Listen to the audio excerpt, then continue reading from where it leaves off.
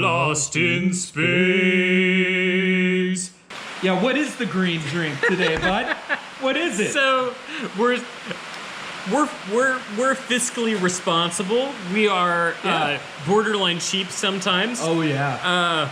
This is Four Loko. This is Four Loko sour apple. 14% nectar of the gods. Tastes like $1.99. cough syrup. It is bum wang. The after hit is staggering. It's staggering. Make it pretty for me, would you? It's my last call. Well, we're going to be accompanied today by some rain for sure. No idea how loud it's going to sound on the audio. It's Whenever we hit that tone, I have to do the yeah, and I get a little jazz hands. yeah. And I stop myself from doing it because it's too much. I won't do it on yeah. Why not? Mine always just looks like I'm frustrated at like a poor waitress that has nothing to do with the order. Come on! It's definitely an Italian restaurant. So today, that is going to be so loud in audio. I'm positive of it. You watched that one video that I was doing where I was doing those lights.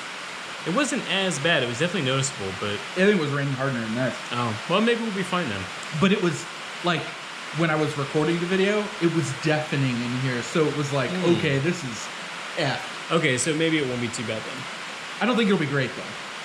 Probably won't be great. It's not great. But I don't think it'll be as bad as you think. Okay. But it's not going to be good. We'll roll with it. We'll roll with the punches. Whatever. It's cathartic. If Yeah. nothing else. We may have to redo this episode. That's fine. We've done worse things. It's a low bar to entry. Well, it's a low part. Our first 8 Yeah. won't care. We let the chunky girls in to our party in case that. Well, this is perfect for the theme actually, because today, this green. Yeah, what is the green drink today, bud? What is it? So we're fiscally responsible. We are borderline cheap sometimes. Oh yeah. This is Four Loko. This is Four Loko sour apple. 14% nectar of the gods. Tastes like $1.99. cough syrup. It is bum wang.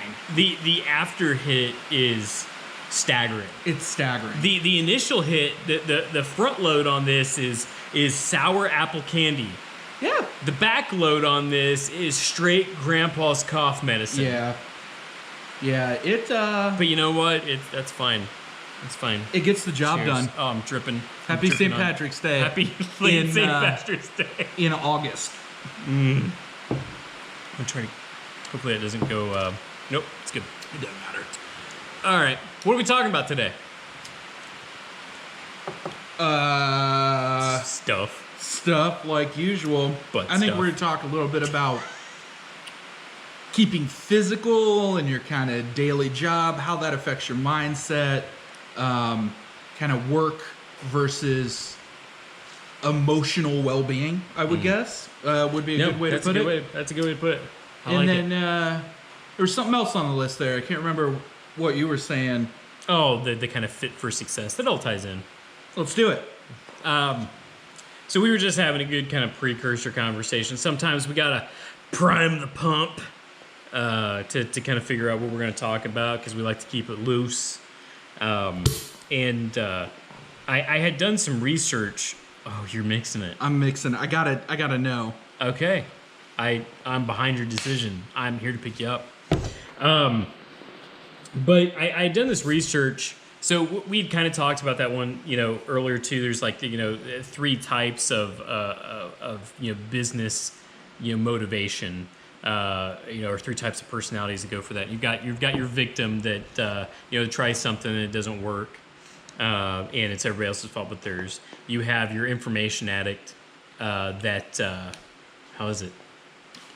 It's not as bad as you think. If you take another swig out of that and then cut it, I actually think All right, we'll do that here in a second. I'm on board. You're on board. All right. The second is the information addict, and I would qualify myself as I'm probably the information addict. Probably you as well to a degree. It To a degree. depends. It depends on what it. If I'm in business with somebody else, so my day-to-day job, I'm not an information addict. I make a call to. I will take this much. You know, we talked about this before. Analytical, expressive. I'll talk about it. I want data, and then, but at a certain point, it's time to execute. I'm done talking about it. Mm-hmm. But for me personally, I'm an information addict. I just need to learn one more thing. I need to know one more thing, and if I learn that one more thing, I'll finally have enough information to move. And that never happens. Never happens. Like, or a portion of it happens. Yeah. And then Or- I'm scared away. At worst, you're scared that it'll never happen, so you go into decision paralysis. Yes. Yeah. It's like, oh, nope, this is too unknown for me. Yeah. And then the third is, was it the executioner or something like that? So it's, the person who actually just moves on it. You have enough information you feel like to move forward. You just move forward best you can. Probably the best degree of success. Give it a try. But when I was kind of looking through those types of things, I kind of dove deeper into like CEO activities, hardcore entrepreneur activities, and not just you have your own business activities, but actual entrepreneur activities. And I initially thought while I was looking through there, I found out all these successful people, they get up super early in the morning and they work out and they do all these other things and then they get their day started. And I was like, oh, okay, you can do that because you have enough money and enough time and influence. You make time to do that kind of stuff. This is a byproduct. This is a benefit to what you've done. I don't have that yet, so how am I supposed to do that? And what I really found out through looking into this and researching, again, being the information addict, I found out that they're doing it out of necessity.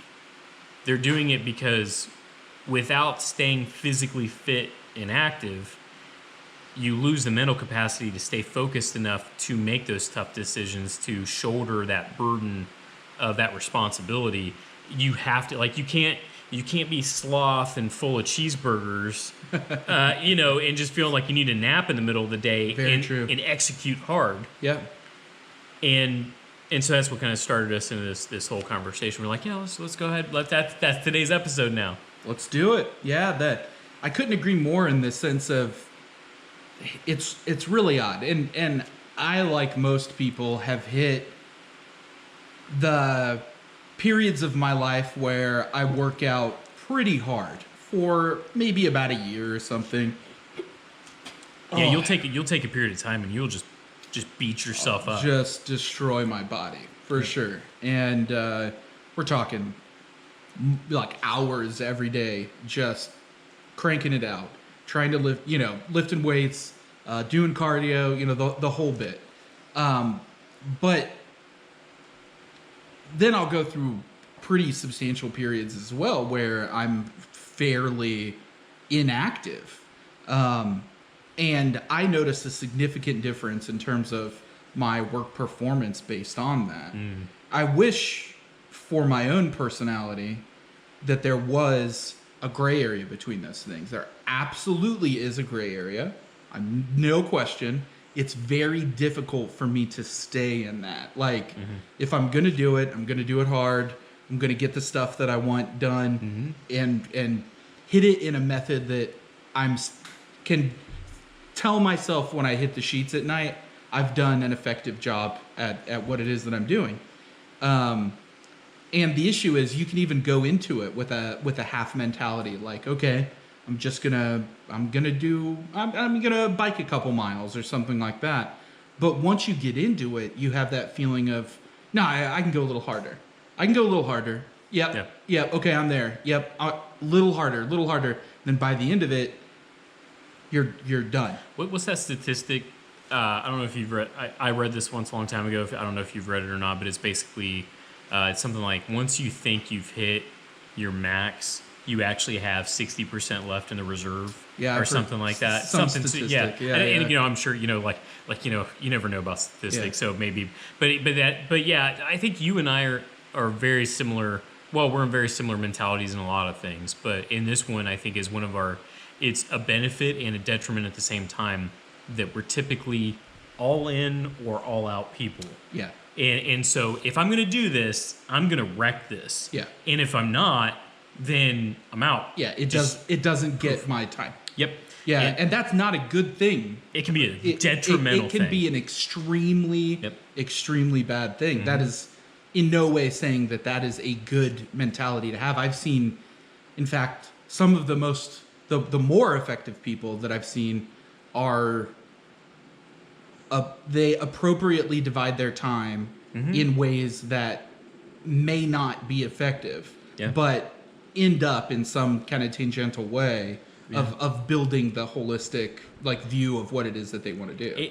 It makes time management, and I've talked, in my business life, I've talked about this a lot of time management. I know better. I know what to do. I see what to do. Right. And you have these conversations, but the way I view time management, or the way I action time management, that is a struggle at any given time, because I always get in that thing if I just devote X amount of time more to this, I will blow this out of the water.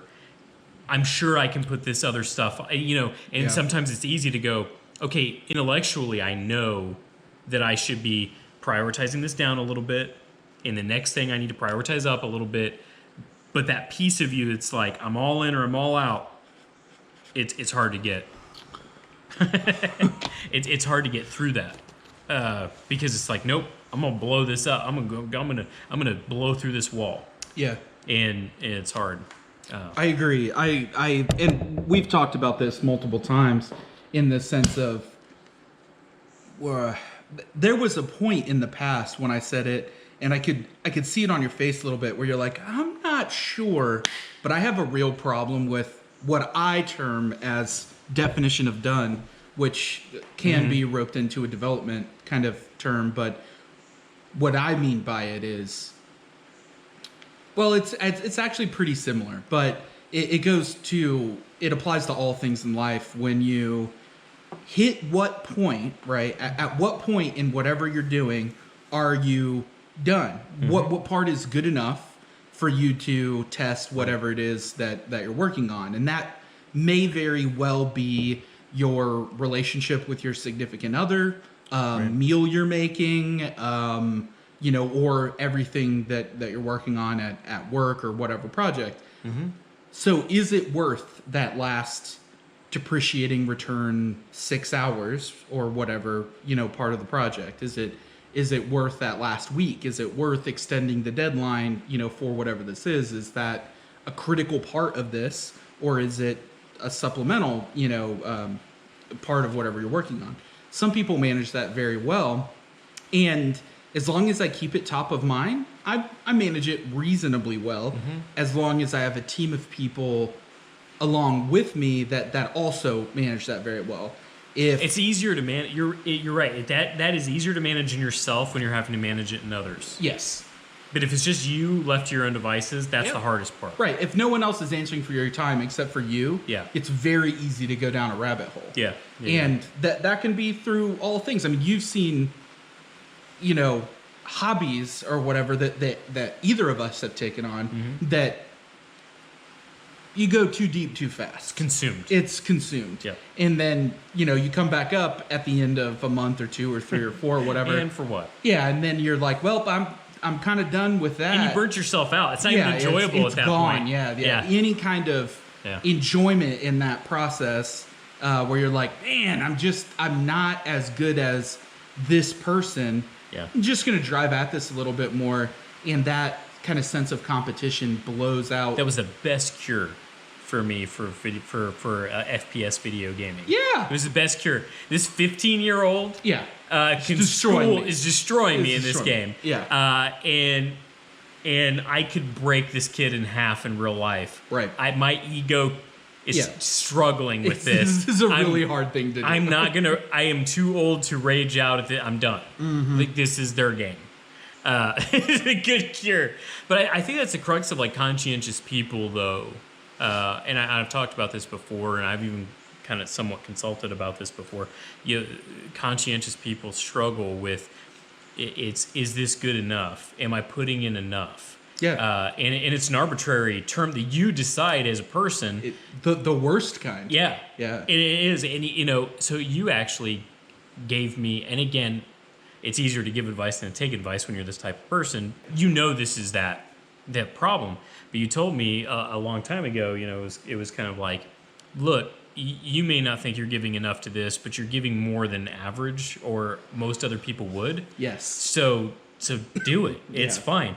That resonated with me. Yeah. And I was like, oh shit. Yeah. You have a good point. Your own benchmark for this. Yeah, it's too high. Yeah, even if your low benchmark of there's no way this is done yet.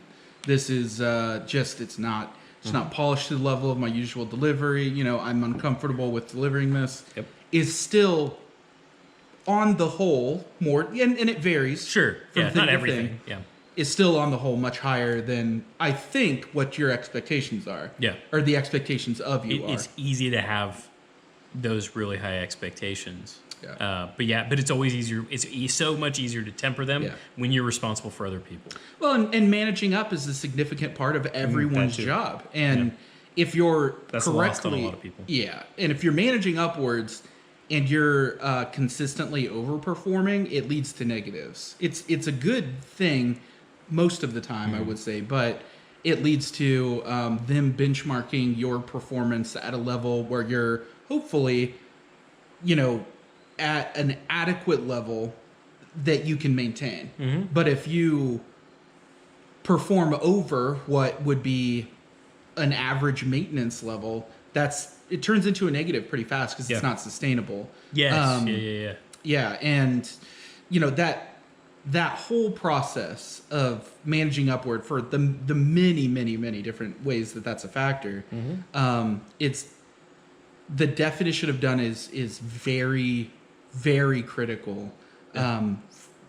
You've multiple different ways really, but yeah, because we all are setting benchmarks for ourselves all the time. Yep. And the people that we are dealing with every day are then setting benchmarks subconsciously and pardon me, and many times for us as well.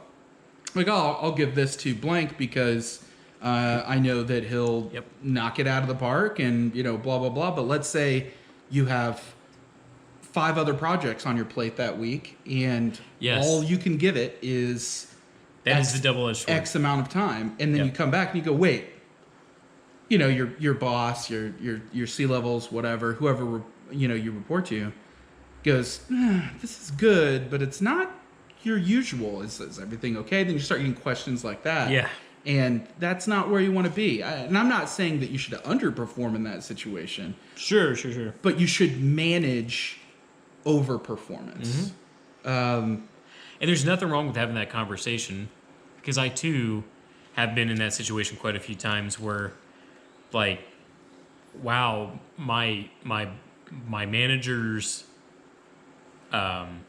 expectations of me are almost consistently lower than what I'm able to perform at. I always exceed those expectations, and then that moment comes, because it's not all the time. Yeah. That moment comes where if that situation like you talked about happened, I'm going to give it to him because this is what's going to happen.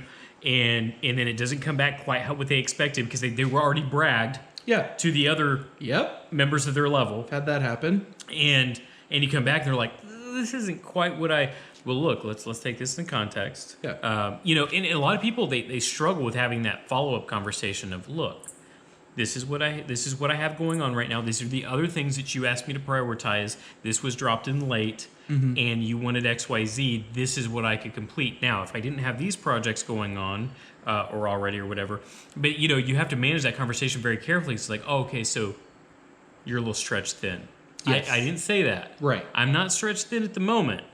I was with this project added in, and you know, and then having that realistic conversation without it turning sideways. Yeah. And a lot of people, it's just a fact of the matter. A lot of people are uncomfortable having that conversation, and this is why. So it's what's easier, right?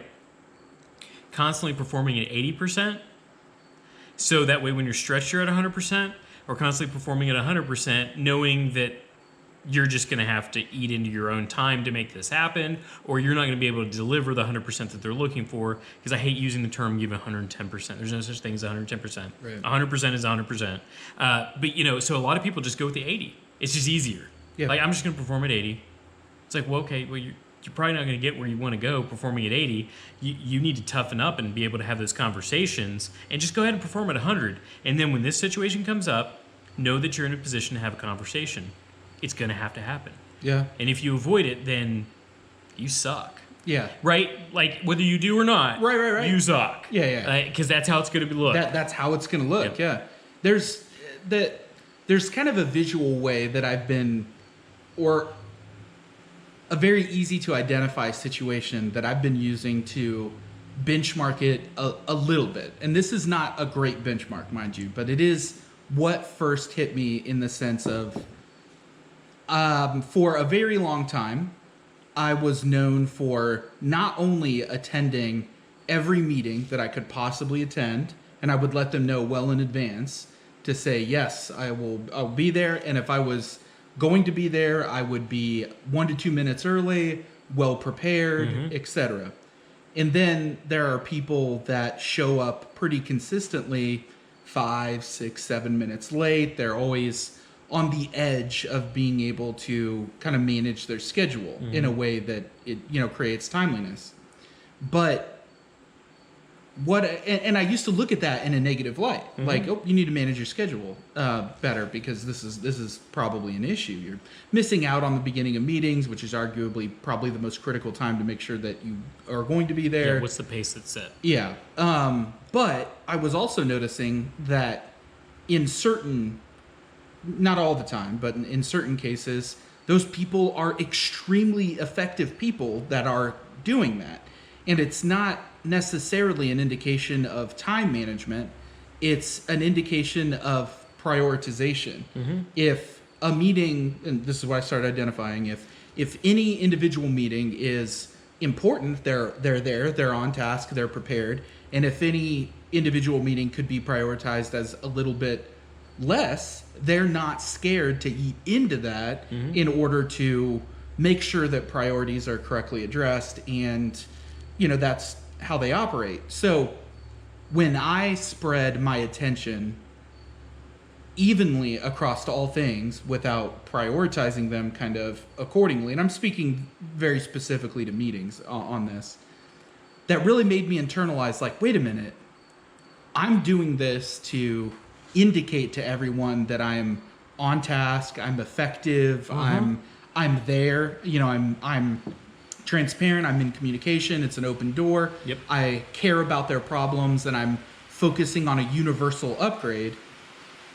But that's not necessarily the healthiest way to do it. Yep. So when I started adjusting my own schedule and giving things priorities and making sure that the things that needed the extra time in my schedule got the extra time, suddenly I was getting questions like, oh, what's up? Are you, is your schedule packed? Are you having issues making these meetings? Et cetera, et cetera. And I thought, wait a minute, You set the bar. I'm doing no different than several other very effective people. Oh my God. What's the benchmark here? Like, this is not breaking any rule that we had set as a team.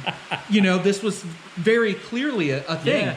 But that was one of the first times where I was like, oh crap, I set an expectation that was possibly negative, but very visual. Yeah. So, and you didn't even realize when you were doing it. I didn't even realize it. Yep. I was just trying to give people appropriate level of respect because they needed my time, and I wanted to give that to them. I respect you. I'm going to give you this. Right. And I'm going to respect that you need this on your schedule. Might not be my highest priority, but it sounds like it's your priority. So I'm going to make sure you get that time. And I want you to know that's important. Right. You're showing it. Yeah. Yep. So. But man, did I hit a wall, and I was just like, what do you mean? I was 4 minutes late to this, and I had a flabbergasted moment where I was like, everyone else is constantly, 5-10 minutes late to something. I'm prioritizing my tasks. I'm doing this stuff. I'm 4 minutes late. Why am I having a conversation right now? So I feel you so deeply right now in this. So similar situation, similar outcome, I guess I should say. So I'm the type of person similar to that. Like if I'm in, I'm all in, right? Because we already discussed that. So I want to see the group or the organization as a whole succeed. And I'm willing to take on as much as I possibly can to make that happen. So this has happened to me recently. So my knee jerk when I'm all in is, I'm going to use an analogy. It's the best analogy I can think of to really describe the situation. If somebody is bumbling around and there's bottles on a shelf and they're knocking off bottles, if I think that that is going to hinder the organization or the group or the project group, whatever, you can take it all the way down, micro or macro. Right. But they're knocking off bottles, and I think it's going to have an effect.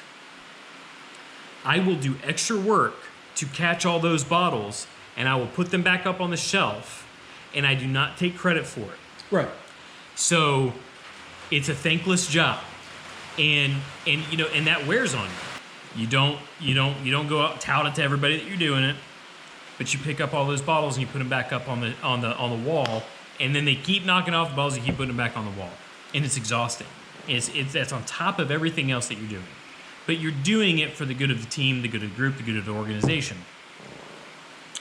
But you get to that point where now you're too busy, or now people are coming to you and asking you for way too much, and you finally go, no. Right? There's books on this, the power of no. Right? Oh yeah. Get you. And I've always struggled with that. I'm a yes.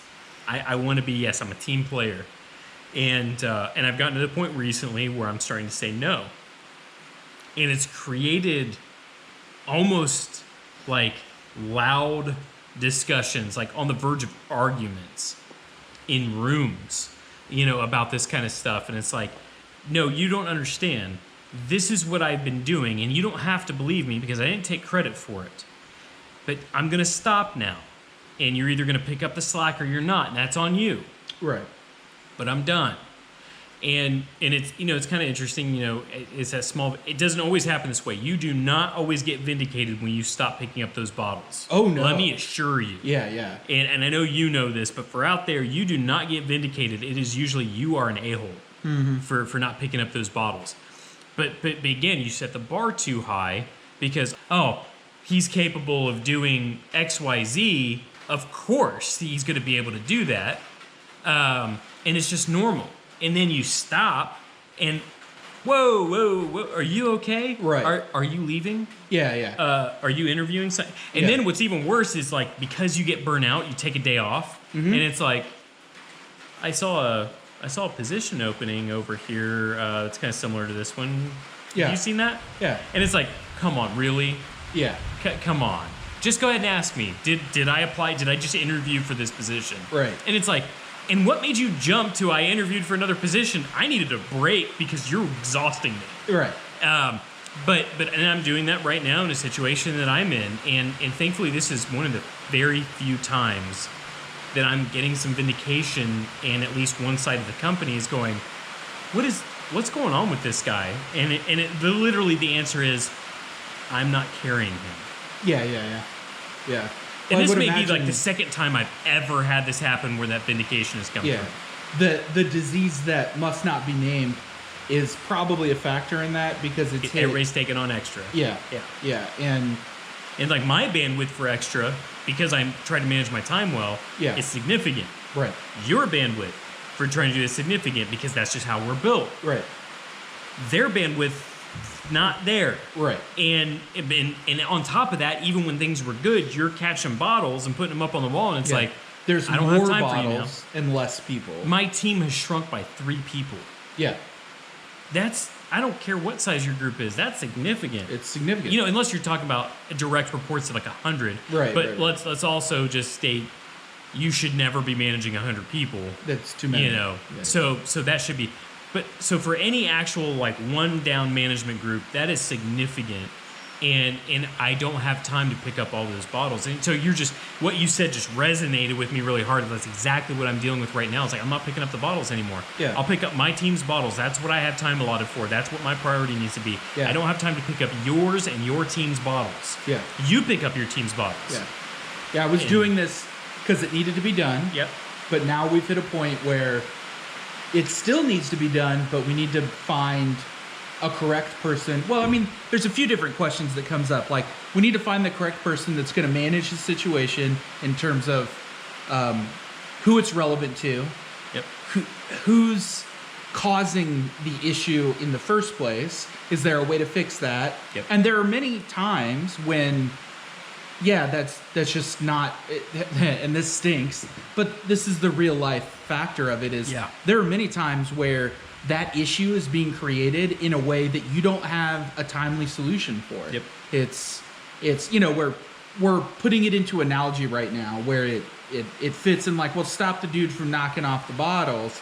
But it's not that simple. No. In many different cases, there's a technology gap, there's a budget gap, there's a personnel gap, there's, you know, and these people are trying their best too. It's not that they're doing a bad job. They just don't realize that they're doing a bad job. There are repercussions to any of these individual decisions that are felt company-wide. Yep. 84, 85 decibels. Yeah. Consistent. Yeah. This isn't Hurricane Isaiah. 87 decibels.